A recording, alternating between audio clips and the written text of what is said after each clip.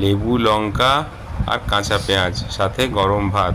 তার সাথে আছে মুসুরির ডাল পাতলা, আছে পোস্ত বাটা, কাঁচা লঙ্কা আর কাঁচা পেঁয়াজ দেয়া, আছে ঝুরঝুরে আলু ভাজা, সাথে বাদাম আর পাঁপড়, আছে বাটা মাছের ঝাল সর্ষে পোস্ত দেয়া, আর আছে গুড় আম। তো আজকে এই হচ্ছে মেনু দুপুরের। তো প্রথমেই গরম ভাত ভেঙে নেব আর খাবো কাঁচা পোস্ত বাটা দিয়ে। পোস্ত বাটাটার মধ্যে আছে কাঁচা সর্ষের তেল, কাঁচা লঙ্কা, কাঁচা পেঁয়াজ। এটা কিন্তু পেট ঠান্ডা রাখে, খুব ভালো। আর প্রথম পাতে খেতে খুব ভাল লাগে, মুখে রুচি ফেরায়, সব দিক দিয়ে ভালো। তো খুব সুন্দর একটা কাঁচা শস্য মানে পোস্ত বাটা, তার সাথে কাঁচা লঙ্কা, কাঁচা সর্ষের তেলের গন্ধ। এবার পোস্ত বাটা দিয়ে ভাতটা খেয়ে দেখি কেমন লাগে, তাই না? কাঁচা সর্ষের তেল, কাঁচা পেঁয়াজ আর কাঁচা লঙ্কা গরমের দিনে খুব ভালো, পেটের পক্ষে তো একদমই ভালো।